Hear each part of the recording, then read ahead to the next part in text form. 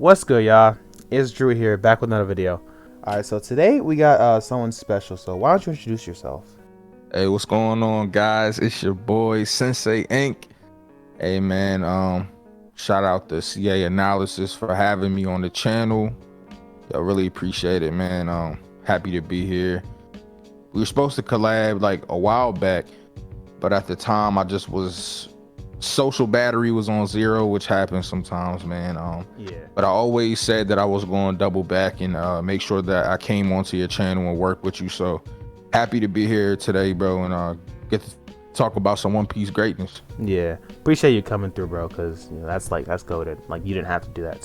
So I mean, today we're gonna be talking about Wano, but not just like Wano specifically. I don't know what your stance on Wano personally is, but like for me personally, I think that Wano is setting up to be like probably the best arc in One Piece, if it's not already, because I know the Wano anime is spitting. But just since a lot of people have Wano, I want to say high in their ranking and stuff, I just really want to talk about your favorite moments in Wano, like your highlights and stuff. Yeah, man, like Wano is interesting because I feel like Wano has, like you said, it has potential to be a top arc. Some people have the Wano anime top one on their list already. Toei's been going crazy. I think Toei did a good job with parts of Whole Cake, but in Wano, bro, they've just turned up to a whole new level. And shout out to them, bro. They be wilding a little bit with the copyright strikes, but you know what I mean? They be heavy, bro.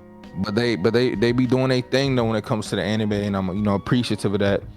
I feel like if Wano lands the plane correctly, with the ending, that it is shaping up to be a top arc.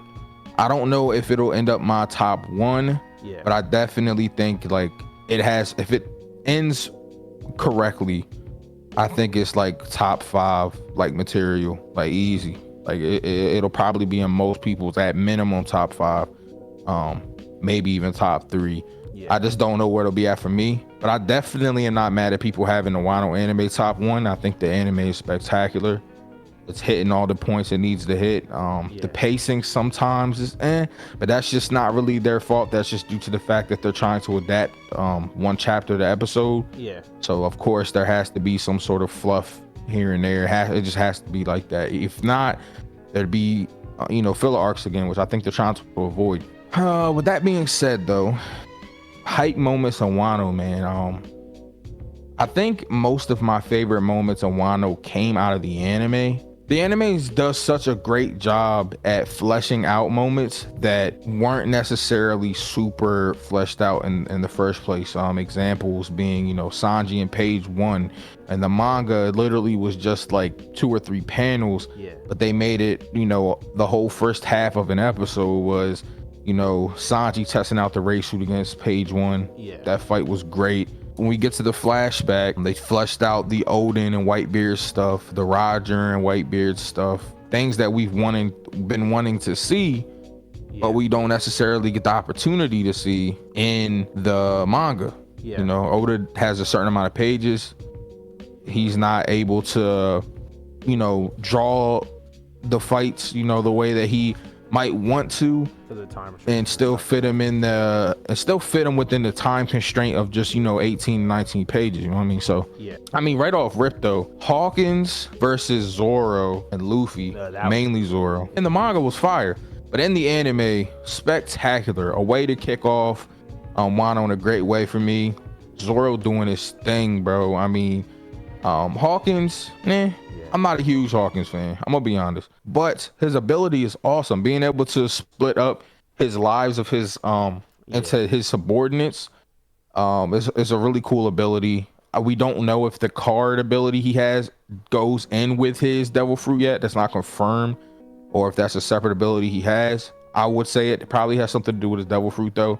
Either way, the card ability, the probability stuff, fire. I like that. It goes in nicely with his devil fruit ability as well. That fight was fire, man. Seeing the big straw man Zoro doing his thing, taking 2 of Hawkins' lives pretty handedly, easily. But yeah, that's my first one. I'll throw that one out there. Okay, I gotta match that, so I'm gonna go early like that. So we talking early. Ooh, that's you went really far. Let me go. Oh, it's gotta be the Ace stuff. So like, I'm a huge Ace fan. And we knew Wano was a big deal. I think Wano was basically being hyped up since, I think, Thriller Bark. Like, I rewatched that arc, they brought it up, I think. Well, they didn't bring it up, but you know, it was like mentioned and, you know, whatever. But Thriller Bark is when it was kind of brought up. And since then, we're kind of waiting for Wano. We get to the New World, and all that stuff is happening. And we see Tama, and doesn't seem like she's some important character. And then we finally get the reveal that, like, oh, she's related to Ace. And then we have that whole scene where Luffy has to break down to Tama, like, Ace is dead. And she's like, oh, blah, blah, blah. You don't know Ace like that. And you know, obviously us knowing what Luffy went through with Marineford, that was crazy. And then we see Luffy, you know, using Red Hawk. That was a crazy moment as well. Which, I mean, Red Hawk is not a technique that he has not used a lot, but I don't know. It was the whole totality of it. Finding out that Ace was in Wano, which I guess that's kind of like the beginning of, we see some later stuff with Ace, you know, with Yamato and Whitebeard and stuff. And I feel like that's the beginning of, in my opinion, Wano becoming an arc that great pirates just flock to that arc. I feel like that was the beginning of it, where Ace is in Wano. That was crazy. So that's what, if we're going that early, that's what I pick. Nah, for sure. That was a fire moment. I remember peeping that moment. I was like, yo, like, my man Ace was here. That's like, what I'm saying, bro. What happened? Like, why was he here? Like, what was the context? Of course, we found out later, but still crazy, though. Crazy. Like, just finding that out. The lore, the world building, man. Like, Yeah. One Piece is spectacular with that, for sure. So I'm digging that moment. Sure. We had the Hawkins moment, had the Ace and Tama moment. I'm liking that. I'm digging that. Yeah. I think for me, the next thing I'm gonna throw out is the Gyukimaru and Zoro conversation on Bandit Bridge leading into the Kamazo fight. Oh, that yeah. was that in the anime fire, too, bro. Crazy. The anime, they left Earth with that fight. We just watched it on stream the other day, I think. Yeah. But yo, the conversation was fire though, because Zoro and Gyukimaru having a conversation. Gyukimaru basically, you know, calling Zoro a brat. Yeah. You don't understand how important these swords are. Like, I can tell that you're still pretty much young-minded. You don't get it. Into the conversation of the foreshadowing for Black Blades, which of course gets cut off. Oda ain't gonna let us know about that too early. Zoro having that conversation with Gyukimaru and about to basically come to a realization with how the Black Blades are created, which is fire. Just for a world building aspect and just lore in general. And I love that moment because Oda does this thing where he gives us little breadcrumbs for like certain things that we don't know about all the time, bro. So that was another little breadcrumb for us to kind of come to a theory on like Black Blades, which is fire. Then we get the Hiyori coming through, help me, you know, and that whole moment. Yeah. Zoro, of course, obliging. Yeah. He not, like he said, I can't sit here idly by and watch a woman and child, you know, get hurt and not help them, you know. So Zoro intervenes, tells Hiyori, hey, just give me some food to pay me back, you know what I mean, and some drinks. We cool. Goes in, they fight. The fire thing about this moment for me is this man Kamazo, which we find out later is killer. It sticks into Zoro.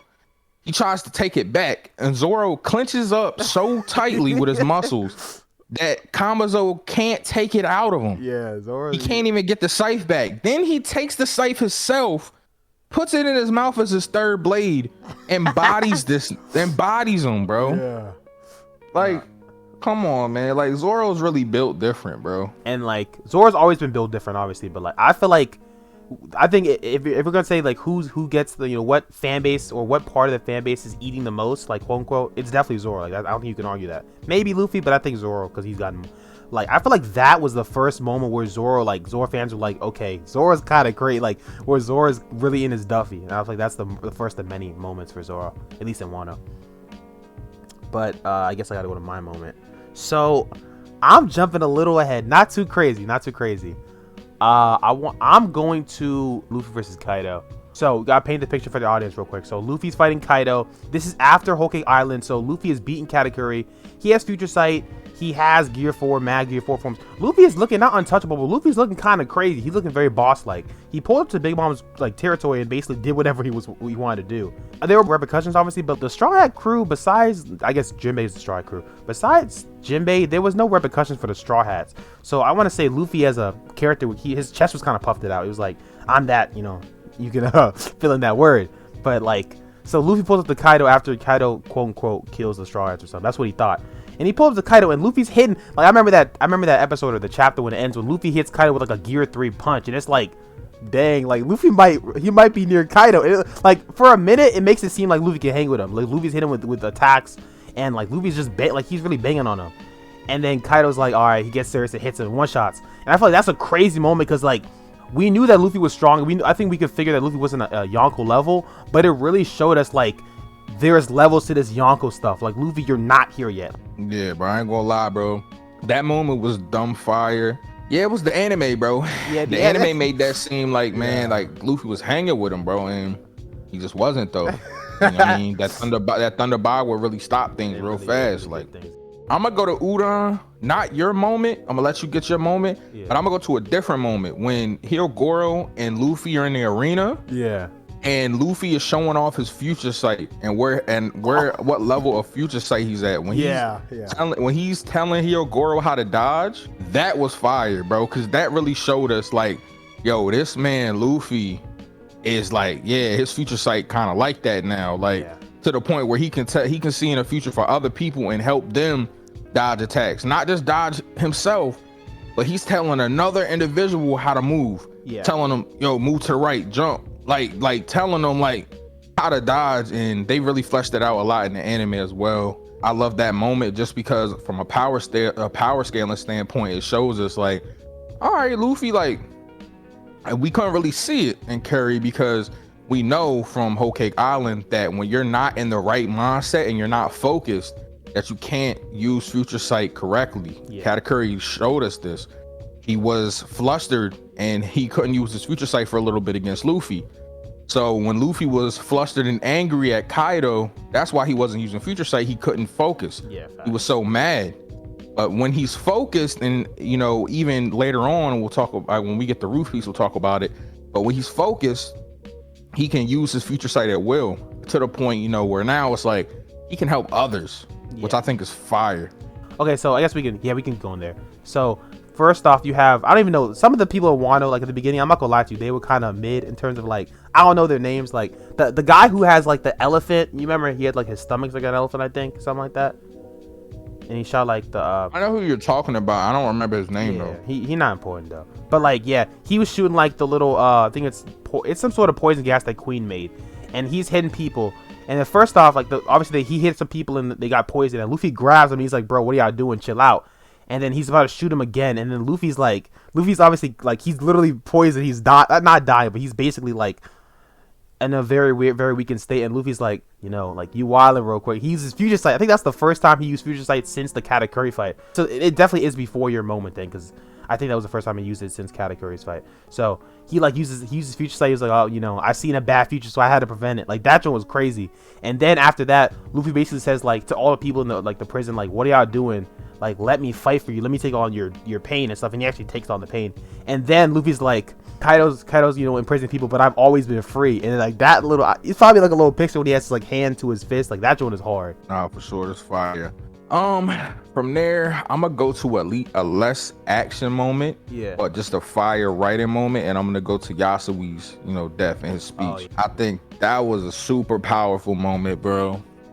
And I think what's even more powerful about this is when we learn, and I wish Oda had implemented this in the story, but when we learn in the most current SBS, we learned that Yasui never was a smile fruit side effect. He never had it. He just pretended to have those side effects so they didn't feel like he basically, so he could relate to them and show them like, I have it too, but he never really had it.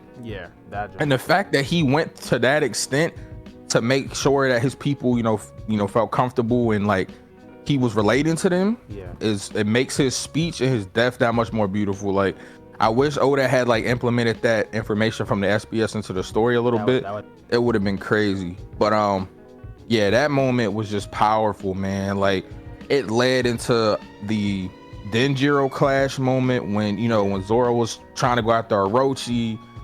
It was just like so much that happened in that little span of time, but that Yasui death did hit. Yasui is a great character inside the Wano arc. Next moment, I don't want to jump too ahead, but I feel like I'm gonna jump ahead. This is arguably one of the best moments in One Piece, like, period. And obviously this is chapter 1000. I feel like I got to this too early, but it is what it is. The prologue to that, we had a flashback with Ace and Whitebeard and Yamato, and we saw the stuff before, you know, the little stuff before Wano and the Destiny stuff. And Luffy's running through basically the halls of Onigashima, basically, and he's getting through the levels and stuff. And then it's Kaido, Big Mom versus the worst generation. And Kaido's like, "Ayo, brat, tell Big Mom what you told me." And Luffy don't look at them. Obviously, he's on the cat bag. And Luffy, you know, he puts his hat in a certain way, the same way that Shanks had it. And then Luffy hits Kaido, and he's like, "I'm gonna be the king of the pirates." And you know, 2-week break, whatever. One of the reasons that's like one of my favorite moments is one, like that's when I started YouTube or started like anime YouTube. Like that chapter review was like my first anime review, and I was like, bro. I remember I titled it like, "Oh, Luffy's Yonko level," which obviously he's not or whatever. But it was like the kind of swagger that Luffy had. Obviously, we talked about his first defeat after getting blown out easily. It was a one-shot. Luffy, for him to come out, he came with Red Rock, which is like the 3rd gear version of Red Hawk. Caused Kaido blood, something he didn't do before. Like he blitzed Kaido. It was just such crazy stuff in one time, and it was like, I feel like that was one of Luffy's "I'm here" moments. Nah, for sure, bro. I ain't gonna lie, but I think like, let's see. When the chapter 1000 with it, I'm gonna take it back a little bit. I'm gonna go to the start of the raid, the Kanjuro reveal, followed by the Denjuro reveal. Yeah. The anime fleshed them out a little bit more, but it was fire, and I had to bring it up because we were fresh out the Udon flashback. A lot of people were, you know, excited. Oh, we're back in the current timeline. We're back to Wano. The raid's about to start. Things are looking promising, and then out of nowhere, Kinemon brings up, "There's a traitor among us." Everyone's looking around, they're confused, and they're like, "No, none of us would do that." And then Kanjuro just politely interrupts and says, "You're right, I'm the traitor." Yeah, and I just remember being like, "Yo, not my dog, Kanjuro, bro." Bro, like, I'm like, dang, bro, like he wasn't my mans, but at the same time, it's like Kanjuro was so quiet behind the scenes, like he wasn't really, you know, one of those characters that was at the forefront of things. He was there, but like he be chilling most of the time. Yeah. So I just didn't expect it. So I'm like, dang, yo, Kanjuro really a traitor? Then we find out his whole little backstory about his family getting persecuted and his reasoning for wanting revenge and stuff like that. Which I'm like, dang, bro. Added insult to injury was when we met Kinemon, Kanjuro, and Momo, they had always really been together. Yeah. Kanjuro and Kinemon are super close, and we see this man Kanjuro to snatch Momo up like he don't even care about him. Just snatches him up, which led to Momo's infamous speech, you know, where he mans up. Shout out to Momo, good character growth from Punk Hazard until where we're at now. Great character growth. Yells out and says, you know, remembers the moment where he had to man up in Zoe and ask Luffy for help. He yells out to them and he tells them, "Don't worry about yourselves, worry about the mission, I'll be okay." And Luffy yells back at him and tells him, "We're gonna come save you." And moment's fire.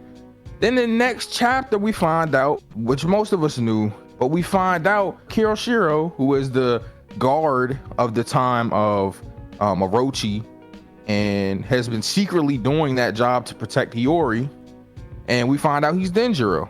So then that whole moment was fire. We had a funny moment between the scabbards, where Kinemon is like just flabbergasted by everything going on. Yeah. But at the same time, Denjuro thinks Kinemon is some super genius for figuring out the stuff with the dock, the port. I mean, whole time Kinemon did it by accident, and it was like it was just a funny. That was a funny, cool moment.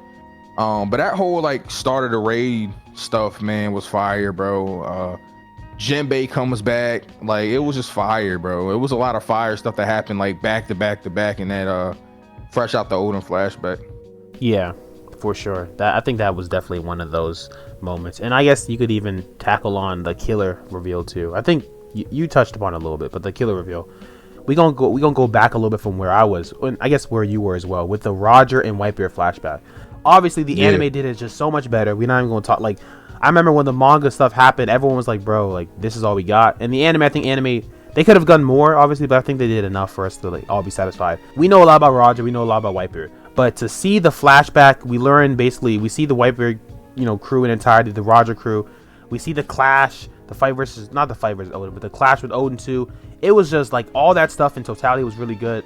We got Oden's journey, finding out that he joined not only Roger, but Whitebeard as well. Like, he was literally on the crew of the 2 greatest pirates ever. I talked about earlier how Ace, you know, being a part of Wano kind of started that whole the great pirates being in Wano, and I feel like this kind of solidified it, because now Roger and Whitebeard, both of their crews were connected to Wano, and Oden's this cool guy as well. He's connected to Wano, so you got 3 big dogs connected to Wano, and it's just like, okay, so this Wano place ain't like, it's not just the place of the samurai, quote unquote. Like, there's some really heavy hitters here. So that was just, that whole thing in general, I think was really good. We get to actually see Roger's character, because up until now, the story is called One Piece. Roger's the first person to ever speak, but even still, we didn't really know a lot about Roger's character. We saw very, very little scenes with him alone. But we get adult Roger. We get to see how he's a version of Luffy that I think is a little bit more mature, where he's like kind of like Luffy, but he's still, you can still see that captain version of him, and I think that's really, really impressive. So we see Roger, we see Whitebeard, but that's definitely what I would go with for that next moment. Nah, for sure, bro. For sure, bro. The flashback in general was fire. I like the Oden flashback. Some people have like grievances with it, yeah, and criticisms of it, but I liked it. It's not my favorite flashback, but I actually thought it was pretty fire. I guess at this point, man, we can jump into it, man. We can jump into the roof piece, bro. The roof piece, that's the gas, bro. Like, that's just the gas. Like, and roof piece was in different sections. We had the Scabbards versus Kaido. Yeah. Then after that, you feel me? We have the supernova pop up. Big Mom pops up. That double spread where we got Kaido and Big Mom on the left and the 5 supernova on the right. Like, oh my god. The color joint too. Oh my god. I knew at that moment, I was like, yeah, it's about to get serious. Of course, Big Mom did her thing as a support. Kaido was getting focused mostly. Yeah. Which I kind of figured Oda was gonna do. All the supernovas did their thing. Even Killer, bro. Killer Kid did their thing. Law was low key MVP support character of Roof Piece, bro. Like, he was doing his thing, bro. Clutching up. Luffy, of course. Luffy doing his thing. I mean, let's start at 10-9 first. 10-9 first. 10-9. 10-9 first. The end of 10-9, we get a combo Yonko attack.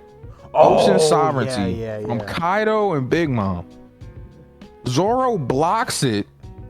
Law teleports him out the way so he doesn't have to take the full brunt, but he blocks it, protects the supernova. Then the next chapter, he gets up from this attack, goes into Ashura using Conquerors coding, scars Kaido, becoming the second person to scar this man. And then in the same chapter, this man Luffy's just like, oh, you hit me with your club and I realized why I hurt. You were covering in Conquerors Haki. And then he covers his hand in Conquerors Haki and his feet and starts punching shit out of this man, bro. Like, I'm talking boot, bat, boot, like, and I'm like, bro, what is going on? Like, it was so much in that chapter, bro. They revealed Conquerors coding, Zoro having Conquerors Haki in the same chapter, the return of Ashura in the same chapter. And I'm just sitting there like, yo, this might be. I remember when the spoilers drop. I'll read the spoilers. I do. I'm not spoilers. Okay, all right. Yeah, I do. So I read the spoilers, and I read the spoilers for 10-10, and I tell all my friends, yo, none of y'all read the spoilers. Bro, the thing is, you know what's crazy, bro? Like, obviously, I follow you on Twitter. I've followed you for a while. I remember all the tweets you made when 10-10 came out. Like, I remember you and like it was you, BD, and Law. All the One Piece tweets was like, bro, stay off Twitter for 10-10. I was like, all right, bro, y'all got it. I'm not gonna be on Twitter. I remember that specifically. It was like, it was gonna be a moment. Yo, on God, I told Twitter, I told my Discord, I told my friends, yo, do not read the spoilers for 10-10. Stay away from the spoilers, because this chapter is going to be the chapter of the year, and it's still the chapter of the year. 10-10 was just too crazy, bro. Like, all the people that made videos on it, like those, it was career highs on them joints. I was like, bro, when I put out chapter 10-10, bro, I think I got like 60,000 views on it, bro. like I got like, I ain't gonna lie though, I think I got like almost 100K on chapter 1000 review. But that was just because it's chapter 1000, so people were expecting. I think what happened at 10-10, people were expecting for 1000. Yeah, think so, like that type of craziness. So when we got it randomly, randomly, Oda's like, yo, Conquerors Haki for Zoro for real, Ashura's back, Conquerors code and reveal. Like, bro, I'm like, whoa, Oda, why'd you put all this in one chapter, bro? Bro, like, I don't think that there will be a collective community hype moment as this until the One Piece gets dropped. We're not going to see another trending moment like that until Kaido gets defeated. Especially if Zoro, for some reason, is the one to kill this. If Zoro kills Kaido, it's gonna. Oh my God, that'll be hyper for sure. That's going to break the internet. It's going to be people that are very, very happy, but it's going to be a lot of people that are mad too. Yeah. I don't even know where I stand on that. I mean, I'm not really. I couldn't really care less, honestly. I don't think Zoro will do it because I just don't like. I'm Oda would kind of break the status quo of the Luffy is the guy that gets the dub in that, which is fine. It's just, I mean, if it happens, it happens. That's where I'm at with it, bro. If ZKK, if it happens, if Zoro kills Kaido, whatever, bro. It is what it is. Yeah. But do I think it's going to happen at this point? I'm leaning more towards no. Yeah, same. But however, I would not be mad if it happened. Like I'm gonna be like, all right, cool. Zoro killed him. Like it is what it is. But like I think some people get so upset thinking about it happening. Yeah. But it's like for me, I'm not letting it ruin anything. Like if Zoro kills him, it's still gonna be super fire, bro. Like exactly. 10-10, that's the pinnacle of I think of Wano. There's not a moment I think we should talk about after that. Like that's gotta be the ending. Nah, that's it, bro. Obviously, thank you for coming through the video. Do you have any like videos you're like working on? You wanna just give like a a preview of or something like that, or? I don't really have anything like I'm working on that I need like put a preview out. But yeah, man, I think what's most important is for people to hopefully watch the video and get to know you a little bit. Yeah, that's the whole reason for me collabing, man. It's just because when I was coming up, a lot of people did the same for me, man. They collab with me and they helped me get to a place where I'm growing at a tremendous rate, and I'm so thankful and appreciative and humbled by it. And I just want to be able to do the same for others, man. So that's what this is for. It's just to really shed light on you and other people I work with. So if you're coming from my channel to watch this, I'm gonna make sure I promote this on my community posts and on Twitter, Discord, and stuff like that. So if you're here from me, make sure that you check CA Analysis and his channel out. Show this video love, like it, comment. Make sure you subscribe to him if you enjoyed the video, and hopefully you guys stick around and watch some of his other stuff. But thank you so much, man. I'm so humble, man. I'm appreciative to be here on your channel. I'm glad, and I appreciate you having me, bro. For sure. Yeah, thanks for coming through though, because I think this was a really good video. But yeah. So I mean that's really all, y'all. We don't got much else to say, but thank y'all all for watching, obviously. But we're out, so peace.